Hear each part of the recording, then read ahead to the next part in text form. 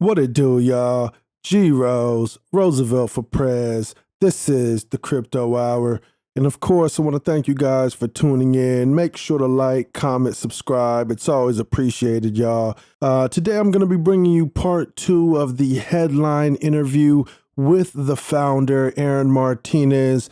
Now, thank everyone who tuned in to part one. Part two is just as good, if not better. Talk about a lot of things, y'all.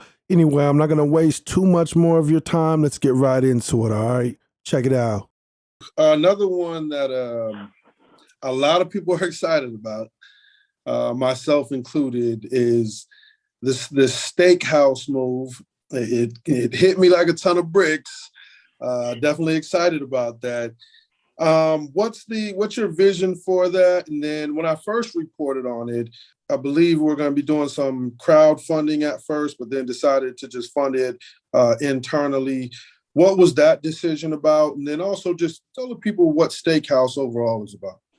So the idea for StakeHouse is to basically create an open source option for people that have new projects to be able to do like staking in a really secure way. Because right now you basically have two options if you have a new project and you want to do staking.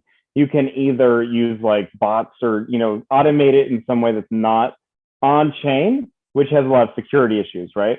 Mm-hmm. Or you can use smart contracts that aren't audited, which also has a lot of serious security issues. Okay. And so if you're like a young project trying to build some momentum, that can be a really big hurdle to overcome. And, God forbid there's an issue with either of those things, you might have just eroded all the trust that you've been trying to build within the community. So if you're, especially for like young projects, think of it almost like a piece of a project launch pad, right? You create a project, you have a token, you want to be able to create an incentive for your users through staking, but you don't have a lot of the partnerships you would need to use some of these enterprise solutions. But with StakeHouse, it would be open source. It'd be basically a solution that could potentially, we haven't, fully determined whether it should be something that people can have on their own websites or that there has to be a central repository for it. But it would be like open source, free to use, totally decentralized way to facilitate audited staking, because we would, the smart contracts for it would still be audited and everything so that they would have that good security, but it'd be something that'd be available for like, brand new projects and stuff. It's kind of the idea. Okay, good. I'm definitely excited about that one. And moving on to AlgoCloud, because that's also very complex. I mean, but very impressive as well, or thoughtful, innovative. Again, I try to put myself in your shoes, like, they're literally just walking back and forth. That's a great idea. AlgoCloud, what is that about? And when are you planning to fully bring it to market? Right. So AlgoCloud is the ultimate all-in-one solution for interacting on-chain. All of these different things we've been talking about, they'll all be integrated seamlessly into AlgoCloud, right? And on top of that, one of the most compelling use cases for it is that it's going to be able to basically function like a way to run your business on chain. So like, let's say, for example, this is an example I'd like to use. If you have like a small investment fund on Algorand, it's like 20 or 40 investors, and you basically want to be able to show them like some analytics about what their different DeFi exposures are, what kind of returns they're getting and everything like that. Well, if you like get a white label version of AlgoCloud, each one of your clients can have their own custom private analytics dashboard within your own platform, right? So, it's a really incredible value add for like a fund, for example, or like, let's say, for example, you're an NFT artist and you have a bunch of different customers that are all part of this community that you've built. Well, each one of your customers can have their own private dashboard where they're able to view your NFTs or interact with them. And then you could have like group chat channels. It'll basically be able to do everything that you can do in a traditional SaaS platform while having all of these like really seamlessly integrated blockchain elements, right? And that's kind of our philosophy towards Web3 in general, is like there's some blockchain purists that believe that you should basically throw out everything from Web 2 and rebuild it in a really decentralized way. Our philosophy is more of a hybrid, that some things work really well from Web 2. So let's bring those to Web 3 and bring in a lot of these decentralized elements. So for example, AlgoCloud is going to have like Google Auth for, really secure sign-in and authentication. We still use AWS for file storage. It has a lot of these really, really like high quality enterprise grade elements that are part of the Web 2 space. And those are really important things that you need if you're running a business, for example. Like it's going to be able to do things like invoicing, billing, email, you know, all of those sorts of things are all going to be brought into one, where you can also do your payments on chain. You can swap tokens. You can see your analytics for different, you know, DeFi applications. You'll be able to interact with those applications directly within AlgoCloud as well. It's going to be a really, really convenient solution for people that have, you know, different exposures across the blockchain space. Nice. That one I'm also very excited about. I wanted to ask you, because a tweet was sent out about, you know, people who are developing dApps. You know, Headline is looking to acquire these. And so what's kind of the thinking there? It kind of seems there's some inspiration maybe from Web 1.0, where, you know, there was some M&A or mergers and acquisitions. What's compelling you to kind of get into acquire mode? And, you know, it's interesting. So this goes back to our original pitch for Pipeline UI. Our original pitch for it is that what you see a lot of times in the blockchain space is that really innovative dApps get built, and then the developers move on to something else, and then those dApps get deprecated. And then they stop working because as blockchains get upgraded, the dApps that were built for them don't get upgraded with them, right? And that happens all the time, especially if things are like grant funded and then the developers move on to a different blockchain or move on to different something else. And our you know, rationale here is that some of those are really innovative solutions that would work really well within our like suite of products. And instead of letting those things get deprecated, by basically bringing them into the fold, we can basically allow their growth to continue and integrate them really seamlessly with our larger like suite of products. And so we basically like just barely touch the surface of what we want to be able to do with acquisitions and everything. And, you know, looking for some good fits with different dApps that are already out there, where either, you know, the developers have moved on to something else already, or, you know, if they're looking for funding to fund something larger or more ambitious that they have.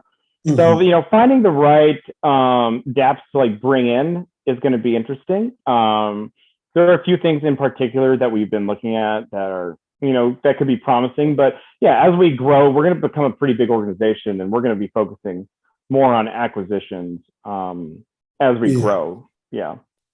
Yeah, I'm sure for scale, that's going to be amazing. Now, speaking of which, I tend to kind of compare this Web3 revolution with Web 1. If you had to kind of say it from your view, developing products and kind of seeing the adoption, where do you think we are at in comparison right now? Are we like 2000? Are we 1996? Where are we at right now, Aaron? I think we're about 93. We're way early. Oh yeah, we're like 93, 94 maybe. Sheesh.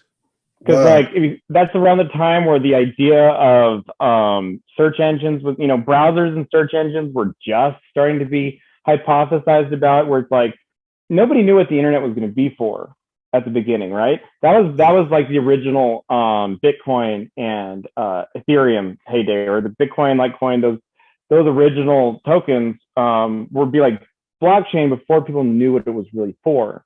And then it kind of transitioned to this thing where it's like maybe it'd be used for like transactions and stuff. And, you know, I am of the opinion that it's eventually not, transactions in general won't be the primary or compelling use case for the internet, right? What you're going to end up seeing is that the blockchain is really, really going to be used for its utility, and the way it's going to allow, you know, information to be structured, and basically like building the framework for the internet in a whole new way with blockchain completely integrated into it.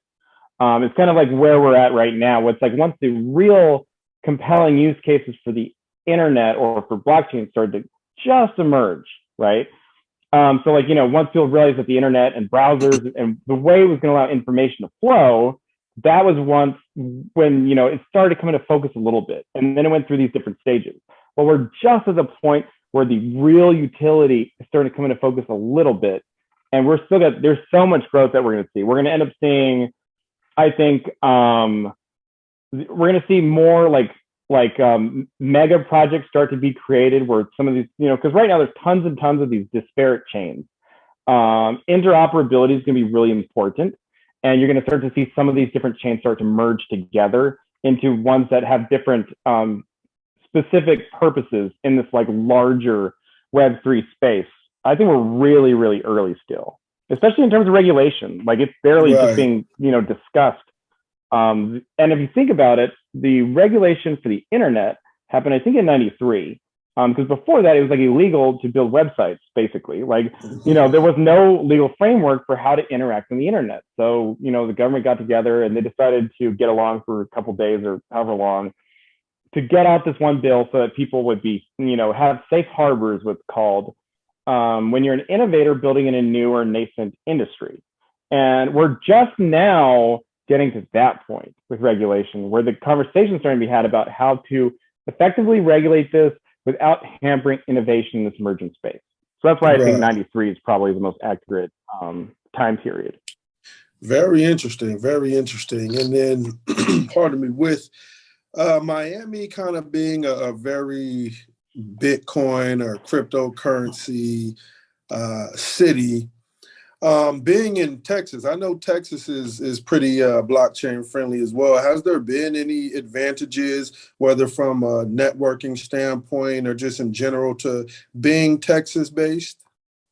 Yeah, so we're actually part of the Texas Blockchain Council. This was one of our first partnerships that we had. And they were like instrumental in helping us find the right partners on the business side, because we're a corporation here in Texas. And, because of the introductions that they were able to make, we were able to find our general counsel, find our accountants, an appraisal firm, all of these different pieces that we needed to be able to basically build our company into what it is now. They were instrumental in helping us find. So local blockchain organizations can be really important. And we're a pretty crypto friendly state. We have a ways to go still. For example, I went to a conference here in Texas, a blockchain conference, but almost the entire focus was on Bitcoin mining. And I was like, oh my gosh. I was like, these people it's like going to a steamboat conference when, Model A's and, Model T's came on the scene, right? It's like, you're still, you're like hanging out with these people that are basically part of a dying technology. Is kind of the way it feels with Bitcoin. Like Bitcoin has a purpose, but you compare Bitcoin to Algorand and there's no comparison. It's almost the way I felt. And the crazy part is telling people about Algorand at this conference, almost nobody knew what it was. That's how early we are. That carbon months ago. Right? Yeah. It's interesting. Mm-hmm. And so before we wrap it up, I wanted to kind of, coming from the music industry, I have to know, Aaron, what is in your playlist because you're coming up with all these ideas, you're getting energy, you're being inspired. What are you listening to? It could be anything in the world. What are you listening to right now? Oh, well, the top 5 playlist right now is definitely Donda. Kanye West's new album is spectacular. I listen to a lot of stuff though. That album slept on, by the way. It's powerful. It grew on me too. That was the funny part when I first heard it, because every new Kanye album is really different and you don't really know what to expect. But some of it just, it really got me wanting to see another collab with Jay-Z, Throne Part 2 almost. I was like, oh, this has to happen now. This has to, because he made an allusion at one point to another Throne. I was like, oh, this would be spectacular. I listen to a lot of different stuff though. I like electronic music. I like rap. I like orchestral, indie, alternative. I would say a little bit of everything. It just depends on what I'm doing. If I'm writing, for example, whether it be a blog post or something, I'll listen to a different type of music than if I'm doing development stuff or driving. I like to have a good mix, and then I usually have shuffle on for my playlist so that I don't. Oh, the new Taylor Swift album. Oh, I was jamming out to that hard for. Okay. I was like, oh, this is hitting. that one song, oh, I forgot what it was called. But there was like a week straight where I just had that new Taylor Swift song on like repeat. I was just blasting it. But Yeah. Kanye is probably number one right now. Definitely. Definitely. And lastly, I'll say, how big do you foresee headline being? And like you said, we're very early. So if it's 1993, where is headline at by the time, the .com boom is full on, right? 2000, 2001, 2002. Well, I mean, for 2022, like the plan is to hire about 50 employees for 2022. So, I mean, if we're talking 10 years, a giant company probably is, it's kind of hard as a tech company to talk like really long term without like getting into like really ridiculous like metrics, right? Now, when we got an appraisal done over the summer, it was just funny trying, because like, the appraisal people are like, all right, well, we need 5 years of forward earnings and what do you expect from each one of these different sales verticals? We have a lot of different, really high value sales verticals that we're doing. And I was like, are you sure we can't do like 3 years? Because we get into some really like pie in the sky numbers by like year 4 or 5. But he was actually, once they were reviewing, they were like, these numbers are actually pretty tame compared to what you can actually do with a tech company. And like, that's a cool thing about headlines. We're not a pure blockchain play, because a lot of our software development, it extends beyond just the blockchain space, right? We're going to be doing a lot of innovative stuff in Web3 beyond just blockchain stuff. And so, you could think of headline a lot like one of these other, tech startups that have expanded all of this different stuff, but kind of like a Web3 version of, I don't want to say Apple because of the different stigma that comes with that, or Google, but as far as having that kind of exposure, right. It's kind of like, that's where we kind of see ourselves going, but with like a really like, user privacy focused, users should be in control of their own data, like really keeping censorship out of the stuff we're building, basically like addressing a lot of these different systemic issues with Web 2 and integrating the stuff that really does work into a new Web3 environment. Definitely. Absolutely. And, I speak on quite a few ASAs, the quality ones, and I tend to find that there's people that think everything is just a rug pull. From your viewpoint, do you see a lot of quality ASAs out there? And do you have any maybe insight to, how people can filter out some of the bad ones? Right. So, and this is a really important thing that you'll hear from like venture capital investors and stuff, is like, they say that they don't invest in companies, they invest in founders, right? So, and then that's the way you're going to be able to really determine which projects are worth being interested in. Who's leading these projects? How engaged and how committed are they to what they're building? And, do they live up to the standards that they're setting? So like, these are different flags you can basically look for whether these projects are worth investing in, stay away from ones that are, that aren't delivering what they're promising. So that's going to be a really important thing. How close are they sticking to what they've said that they're going to deliver? How reachable are they, right? Are you, do they have a commitment to, living up to like good standards of, whether it be integrity, humility, strength of leadership? These are the kinds of things you should be looking for in a project when you're thinking about, taking an interest in it.